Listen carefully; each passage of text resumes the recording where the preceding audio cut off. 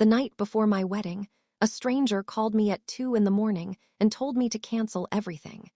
He said my father had just signed away my inheritance to my stepsister. Then he said something that still wakes me up some nights. Check your fiancé's bank account. What I found on that screen put me on my kitchen floor, in my pajamas, 20 minutes later. My name is Nora Whitfield. I'm 33, I work as a nurse, and I'm from a small town outside Dayton, Ohio. What happened over the next 14 hours changed 4 lives, mine included, forever. I was awake anyway. Nobody sleeps well the night before something that big. The number on my screen was unfamiliar, and I almost let it ring out. I picked up on the 4th ring. The voice was old, rough, and completely steady, the way a surgeon sounds when the news is bad. Nora, this is Harold Vance. I need you to listen very carefully. I told him I was listening. Cancel everything, he said. Your father just signed documents that will destroy your life. I laughed. I thought it was the strangest scam script I'd ever heard. I asked what documents. He said my father had moved my late mother's trust fund into my stepsister's name. Then, quieter, that's not the worst part. Check your fiancé's bank account. I told him I was hanging up. He didn't argue. Instead, he said, your mother kept her wedding veil in a cedar chest. She made me promise to watch over you. I drafted that promise myself at her kitchen table 12 years ago. Nobody knew about that chest. Not Derek, not my father's new wife. I sat up in the dark, alone. Tradition says the groom stays away the night before, and asked what I was supposed to check. The paperwork your father filed came with its own email trail, Harold said. People forget what they forward. One message mentions payments to a Derek Mason. Is there an account you can look at right now? There was. Derek and I had opened it 8 months earlier, wedding fund, house fund, our future in one tidy number. My thumb shook so badly I mistyped the passcode twice. Then the screen loaded, and there it was, sitting on top of the deposit history like it had every right to be there. 2 transfers 3 weeks apart, $18,000, then $10,000 more. Same sender both times, Whitfield Heating and Cooling LLC. Memo line, consulting. That's my father's company. He owns an HVAC business with 6 trucks and his name on the door. My fiancé is a mortgage loan officer who has never held a wrench in his life. Derek had told me that money was his own savings. He'd stood in our kitchen with his coffee and said he'd been putting it away since before he met me. I'd squeezed his hand and felt lucky. My legs stopped working. There's no graceful way to say it. I slid down the cabinet and sat on the kitchen floor with the phone glowing in my face, the room going soft and gray at the edges. I've held strangers' hands through the worst nights of their lives without blinking. My own kitchen floor is where my knees finally quit. Nora, are you there? Harold asked. Yes. Then I need to tell you why your father is paying your fiancé. First, I asked the obvious question. If he was my father's lawyer, why call me at all?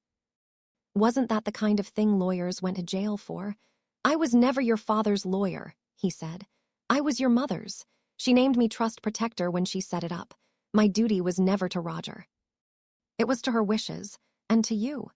He explained it slowly, plainly, the way you'd explain medication to a frightened family. When my mother died 12 years ago, her life insurance and the money from my grandparents' land went into a trust. Just over $300,000 then. Closer to $580 now. My father was trustee, the man holding the keys. I was the only beneficiary. And there was one line in that trust I'd never paid attention to. It paid out to me directly when I turned 35, or on the day I married, whichever came first. I stared at my wedding dress hanging on the closet door. The wedding, I said. The wedding is the deadline. Yes, Harold said. At 4 o'clock this afternoon, your father stops holding the keys. Yesterday at 4:12, he signed paperwork moving everything into a brand new trust. The Whitfield Family Legacy Trust. Beneficiaries, his descendants and step-descendants. In practice, that means Chelsea, my stepsister, who had never once asked me for anything. The transfer would settle Monday morning, which raised a question I couldn't let go of. What exactly had my mother been afraid of 12 years ago? My mother, Diane, was a school librarian for 22 years.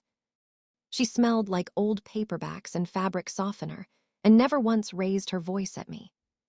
When I was 17 and sulking because my cousin got a car and I got a bus pass, she sat me down and said the sentence I'd hear 100 more times. We don't keep score in this house. Love that keeps score isn't love, it's bookkeeping. The cancer came the spring I turned 20. She had 18 months, and she spent an ungodly amount of it doing paperwork, selling her parents' farmland, meeting with a lawyer named Harold Vance again and again. Once I overheard her on the phone. It has to be someone who doesn't owe Roger anything. I thought nothing of it at the time. She died at 49. I was 21, and I'd have traded every dollar of that trust for one more ordinary Tuesday with her. It took 12 years and one phone call in the dark to understand what she'd been doing at that table. She wasn't planning her death. She was reading the room she'd lived in for 25 years and building me a door out of it. She just never told me what was coming through the other one. Here's what happened to our family after the funeral. I became the staff. Not overnight, it crept in. I paid to fix my father's roof the winter I finished nursing school because I had a signing bonus and his business was struggling. I turned down a job 40 minutes away because someone had to drive my grandmother to her heart appointments, and that someone was always me. 3 years after Mom died, my father married Renee. She came with a boutique downtown, a laugh you could hear across a parking lot, and a daughter named Chelsea, 18 then, quiet, always half hidden behind her phone. I genuinely tried with them. I helped Chelsea move into her first apartment. I smiled through Renee redecorating my mother's living room in colors my mother would have hated. And every Christmas, my father handed out envelopes. The year I paid for his roof, Chelsea's envelope was thicker than mine. I saw it. He saw me see it. He wasn't even embarrassed, just shrugged, comfortable as a man in his own recliner, and said, "You were always fine." That was the whole explanation. For years, I took it as a compliment. I filed it next to Employee of the Month. Myra the Reliable, sorry, Nora the Reliable. Nora who doesn't need. It took one phone call at 2 a.m. to teach me the difference between being fine and being loved. But what happened next completely changed everything I thought I knew about the people closest to me. I met Derek 2 years ago across a desk with my mortgage application on it. He wore a navy tie and explained interest rates like he actually wanted me to understand them. He proposed last spring at Cedar Lake, one knee on the dock, and I said yes before he finished the sentence. About a year in, I'd noticed a betting app on his phone. I asked him straight out, "I'm not a woman who hints." He said it was a habit from his 20s that had gotten away from him for a while, and that he was done. He pulled up his credit report right there at the dinner table. Clean, high 700s, no collections, I checked. I asked the right question and demanded the right document. And the document was built in a way that couldn't contain the answer, because money owed to an offshore betting site never touches a credit report. There's no bureau for bookies. 9 days before the wedding, Derek came home with a blue folder from a law office. "Standard stuff," he said. "Prenup like we talked about. Sign at the tabs, honey." I was 11 hours into a 12-hour shift's worth of tired, but I read every page. Because I'm the woman who checks medication doses twice, even after the pharmacy already checked. It looked right, real letterhead, page numbers, a table of contents matching every tab. Now, at 3 in the morning, I spread my copy across the table and went through it 3 times, the way you count pills when the count is wrong. My copy had no page 14. The table of contents listed it, beneficiary acknowledgement. In the stack they'd handed back to me, it simply wasn't there. I had signed a page I would never have signed awake and rested. Then somehow they'd taken it out of my hands, me, the double-checker. At 3:30 my phone buzzed. A text from Derek, "Can't sleep. Can't wait to marry you tomorrow." I read it standing over the folder he'd used to rob me. At 4 a.m., Harold forwarded me an email chain with no message of his own. Just the whole history, the way people forget to scroll to the bottom of their own forwards. Under the legal language was an older thread, plain as a grocery list, between my father's business email and an address I knew by heart. My father wrote the way he talks, no punctuation to spare, papers done on my end. Get her signed this week. Derek's reply, working on it. She reads everything. My father, then pick a long shift day. And at the bottom, dated 9 days earlier, last payment clears when the consent is filed. Keep her calm until Saturday. Keep her calm. That was the job my father hired my fiancé to do, not love me. Keep me calm until Saturday, like a patient before a procedure she never consented to. I called Harold back at 4:30 and asked him to explain it to me like I was a family member in a waiting room. Think of your mother's trust as a pitcher, he said. Your father was allowed to hold the pitcher. He was never allowed to own the water. What he did yesterday is called decanting. He poured your mother's pitcher into a new jug with someone else's name on it. The law allows it in some cases, he said. But not the way my father had done it, which is why his lawyers had armored the move with one document, a beneficiary consent, signed by me. A real signature, a real problem, but my mother hadn't just named him a watcher. She'd given the trust protector teeth, the power to remove a trustee the same day, no courtroom, with a signed instrument and written notice to the bank. My father's lawyers had either never read her trust closely or never believed an old man would actually use it. Your mother didn't leave you money, Nora, Harold said, his voice cracking just slightly. She left you a door. But the door only opens from your side. Here's the thing nobody tells you about betrayal. The first question isn't how could you? It's why now? So I stopped looking at the numbers and started looking at the dates. Renee's boutique had closed 2 years ago, retiring from retail, she'd called it, but I'd seen the bank notice taped in the window. My father had co-signed that dream. Last fall, Chelsea's old car got replaced by a newer one, financed through nobody's salary that made sense. And my father had quietly stopped complaining about business. Men like him complain about the weather until the weather gets too bad to mention. The new trust was named for Chelsea's future. I'd bet my license the money was actually aimed at my father's past, his second mortgage, his co-signed loans, the whole Renee's shop had chewed into him. Chelsea's future wasn't the destination. It was the label on the box, which made it worse, not better. My 27-year-old stepsister, working the front desk at a dental office, had been drafted into a robbery as its cover story. At 4:45, I decided the man in the rented tuxedo could answer questions first. Derek's brother lives 10 minutes from me. I knocked at 5 in the morning in yesterday's clothes. When Derek opened the door, his whole face lit up for half a second like this was romance, like he couldn't wait either. Then he saw my eyes. I held up my phone, screen out. $28,000 of consulting. Walk me through the consulting. He tried the first lie, a loan from my dad, a surprise for our house. It lasted maybe 40 seconds before it fell apart because I just stood there and let it. The betting hadn't stayed in his 20s. $60,000 deep, hiding it, drowning. Terrified underwriters would eventually see the bleed in his statements. He'd gone to my father man-to-man, asking for a quiet bridge loan. He'd handed my father the leverage himself. My father made him an offer. The debt paid, plus a little more, in exchange for one signature from me, collected quietly at home, no drama. He told me the trust was gone either way, Derek said. Then the sentence I'll never forget. Nora, it wasn't about you. Men always say that like it's a bandage. It's always the deepest cut in the drawer. Then, because Derek is very good at pivoting, it's what made him top producer 3 years running. He lowered his voice into his closing register. Okay, here's what we do. We get married today exactly like we planned. Monday, we lawyer up together. I'll hand over every text. He bribed me, that's a crime. We'll own him. But if you cancel today, you're alone and he wins. For about 10 seconds, that offer had a shape to it. Then I heard it for what it was.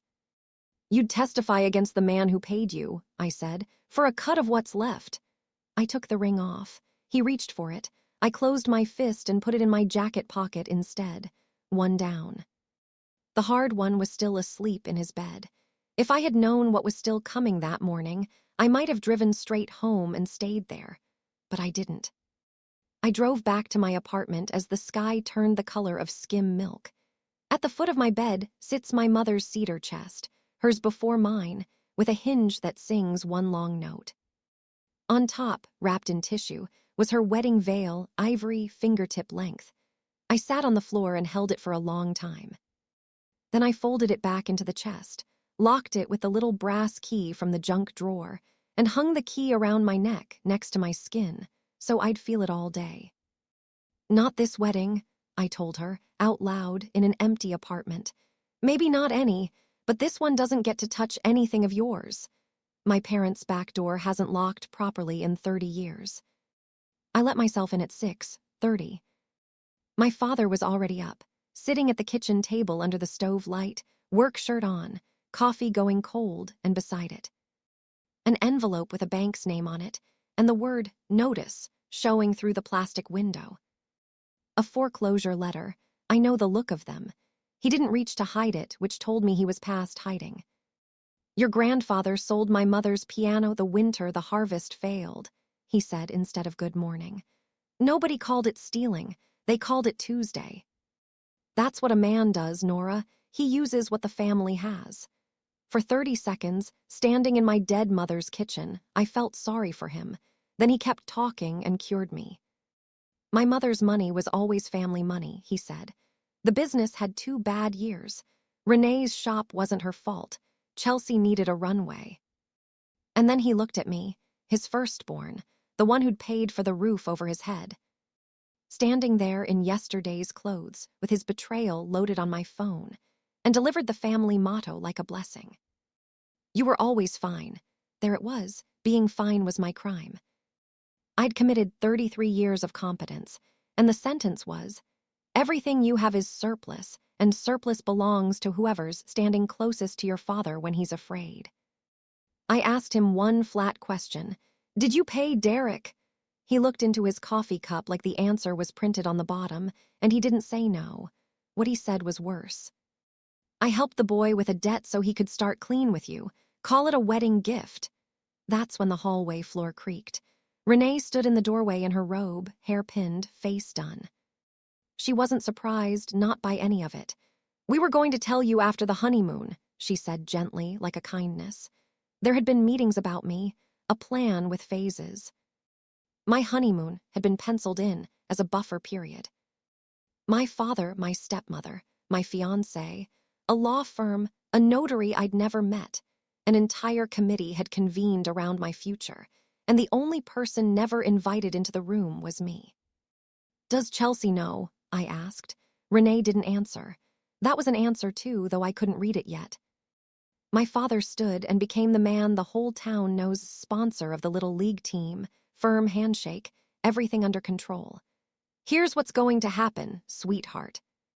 You go home, get some sleep, and marry that boy at 4, because 180 people are coming and half of them are my customers. You sign nothing. Monday, we sort this out like adults. And the fog burned off all at once because I finally saw the shape of the whole machine. They needed the wedding, not wanted it. The moment I said, I do. The trust paid out and closed, folding straight into whatever mess my father's paperwork had made. The marriage was the getaway car. 180 guests weren't witnesses to my happiness. They were a wall I'd never climb over. Who accuses her own father of fraud on her wedding day in front of the whole town? A hysterical bride, that's who. They were counting on my silence, the way they'd counted on it for 12 years. At 8 that morning, Harold met me at his office above a florist's shop, tie knotted wrong, which somehow made me trust him more. He put a magnifying glass over page 14. My signature real, no forgery. Below it, a notary's certificate swearing I'd personally appeared before her, with a date and time typed in. The notary worked out of Derek's office. I'd met her once at a Christmas party. I had never stood in front of her in my life. I checked the date. On that Tuesday morning, I'd been on the hospital unit for 12 straight hours, badge scans and charting stamped with my name every 15 minutes. A hospital is one giant alibi machine. She notarized a signing that never happened, Harold said. That's not sloppy, Nora, that's fraud. He laid 2 documents on the desk. The first removed my father as trustee, no courtroom, just his signature as protector and my consent as beneficiary. The transfer would die in its sleep. The second was an affidavit. My consent on page 14 was obtained by fraud. Without it, my signature stood, and some judge might untangle it someday. With it, the consent died, but I'd be swearing, on the public record, in the county where my father coached Little League, that he and Derek had defrauded me. There's no version where you sign this and still get walked down an aisle by your father, Harold said.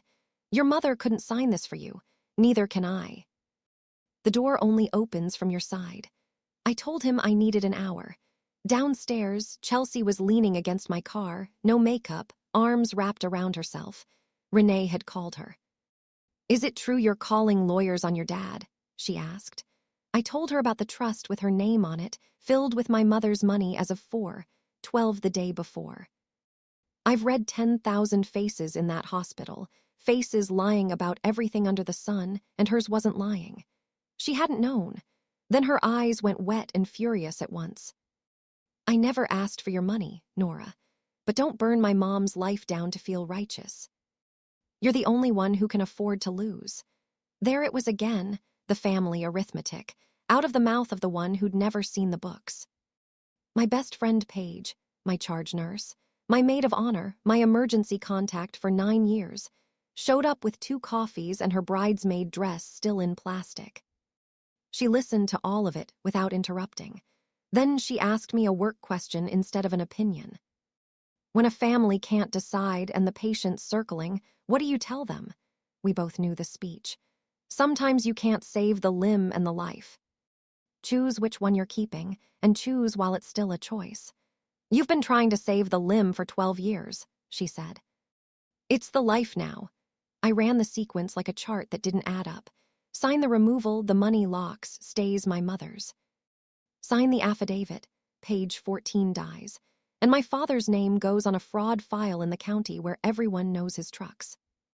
Or don't sign anything, walk the aisle at 4, keep the peace, and let them finally teach me what fine was actually worth to them. At 10:10, I sat back at Harold's desk and picked up his heavy pen. I signed the removal. My signature has been on 10,000 documents, and it never once felt like this. Harold signed beneath me, and his paralegal scanned it to the bank's emergency line while we watched the progress bar like family outside an operating room. Then the affidavit. I read every line twice. At the bottom was a check box, request referral to county prosecutor. My pen hovered over it a long moment. Derek in handcuffs. My father's name in the paper his own customers read at breakfast.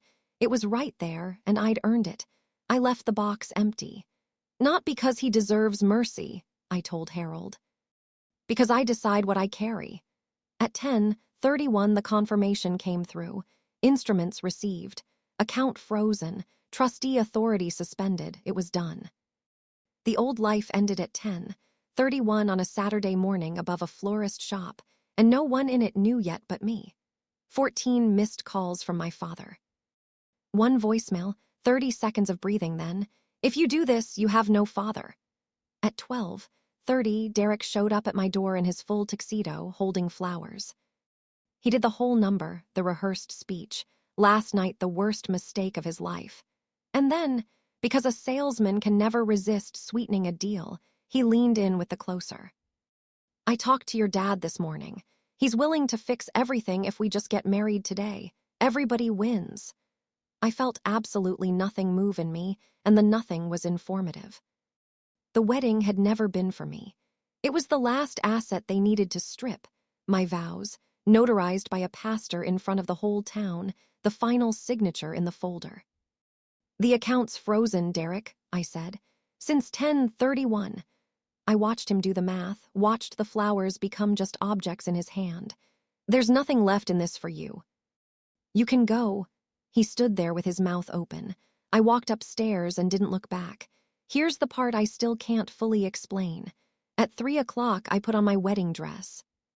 Alone in my bedroom, all those tiny buttons, Paige doing up the last 6 with her jaw set like a soldier's. Not the veil. The veil stayed locked in the cedar chest, the key cool against my collarbone. But the dress, yes, because 180 people were driving toward a chapel with wrapped gifts on their back seats. My great-aunt from out of town. Half my ICU crew in their good clothes. Neighbors who'd known my mother.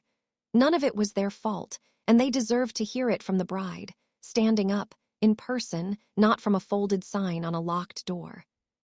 For 12 years, I'd kept every piece by disappearing quietly, and I was done being managed and done managing. Paige drove. I sat in 15 pounds of ivory satin, watching the corn go by, feeling the strangest calm I've ever felt, the calm from the far side of a decision, when your hands finally stop weighing things. The chapel doors were white. My father was waiting for me in the vestibule, gray suit, boutonniere already pinned for the version of today where he won. He held out a folded check and a typed page, the way he'd handed me things my whole life, like the transaction was already agreed. Every cent back by Wednesday, plus the venue. You withdraw the removal, tear up whatever that old man had you sign, and this stays in the family. No lawyers, Nora. Family handles family. He was offering me everything I'd wanted my whole adult life. The money, the quiet, the family resealed, no scandal. All for the same old price. Me going back to being fine.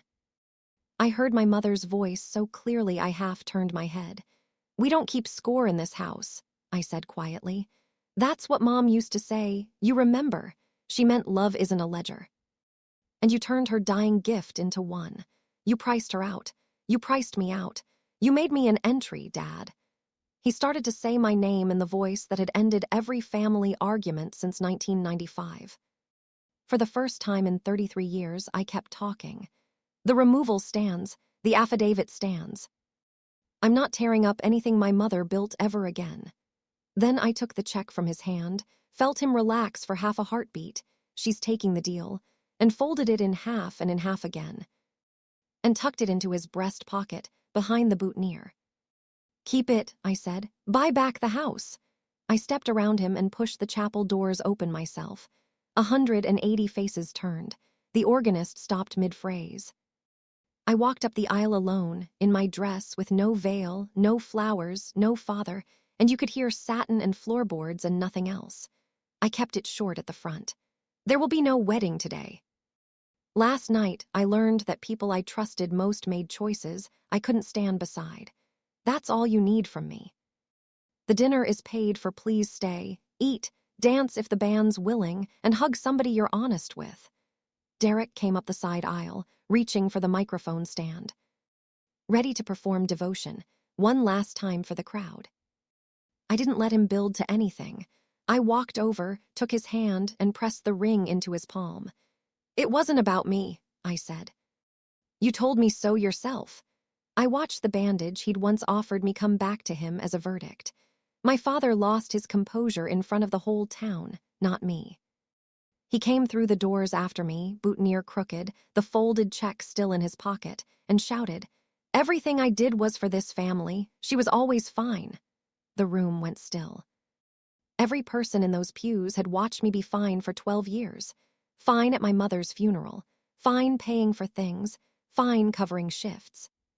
Hearing it screamed as a justification, they finally heard what it had been all along.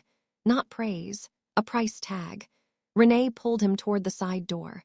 Chelsea did not go with them. She sat down alone in the family pew and stayed. At the doors, I turned back once. "I'm done paying to be loved," I said, quiet, but the room had gone so silent it carried to the last row. Then I walked out into the 4 o'clock sun. Paige found me in the parking lot and put her cardigan over my bare shoulders. Neither of us said anything, because for the first time, there was nothing left to manage. My phone buzzed twice against my hip, a few seconds apart. The first was an email from the bank's trust office, hold confirmed. Trustee change effective 10:31 a.m. pending transfer canceled. My mother's picture, locked, safe, hers, mine. The second was a text from my father. You have no father. That was the whole text. Both things were true at once, and I let them both be true. I'd saved the only thing my mother ever asked anyone to guard, and it had cost me the man who'd given me her last name. Somewhere inside, the band had started playing anyway, muffled and warm, like a party on the far side of a river I'd just crossed. Now here's how it all settled. Page 14 was voided within the month. Fraud. Plus a notarization for a signing that never happened, sworn against a hospital time clock that doesn't lie. The trust got a new trustee, a bank officer who has never once called me sweetheart, which I find restful. His first audit found what my father's vague summaries had been hiding. Nearly $70,000 quietly pulled from the trust over the past year, most of it the price of Derek. He signed a 5-year repayment plan secured against the business. I never checked the prosecutor box, and I've never regretted it. That was mine to decide, and I decided it once, cleanly. The state notary board moves on its own rails, though. The woman who stamped a meeting that never happened lost her commission, and the file slid onto her employer's desk. Derek is no longer a licensed loan officer in Ohio. He did that to himself months before I ever knew. He's texted a few times since, long messages, the word closure doing a lot of work. I've read them and never answered. The not answering isn't anger. It's just the door closed from my side. Chelsea texted 6 weeks later, I didn't know, I'm paying back the car. My choice, we've had coffee 3 times since. It isn't sisterhood yet. It's 2 women comparing notes from inside the same weather, but it might be the only thing from that family I keep. With some of my mother's money, I bought a small cottage on the lake she used to rent a cabin at every August. This past Thanksgiving I hosted Paige, her husband, their 6-year-old, 2 nurses from my unit with nowhere better to be. Before dinner, the little one found the cedar chest at the foot of my bed and asked what was inside. I took the key from around my neck and lifted out my mother's veil and set it on her head. She wore it the whole meal, trailing ivory tulle past the mashed potatoes, while her mother laughed until she cried. Something my mother loved, given for free to a child who owes me nothing. That's the whole religion of my house now. A card came from my father in December, store-bought, a check folded inside. For the trouble. I mailed the check back with no note. I kept the card. It's in the junk drawer where the chest key used to live. We don't keep score in this house. Not in mine. If you take one thing from my story, take this. Love that keeps a ledger isn't love. It's a loan. And the day I stopped making payments on a debt I never owed was the day I finally got to keep the one thing my mother left me that no one could ever transfer away, my own name. So that's my story. 1 phone call at 2 in the morning, 1 missing page, and 1 door my mother built years before I ever needed it.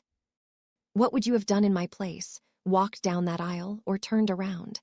Let me know in the comments and tell me where you're watching from tonight. If this story meant something to you, hit like, subscribe, and I'll see you in the next one.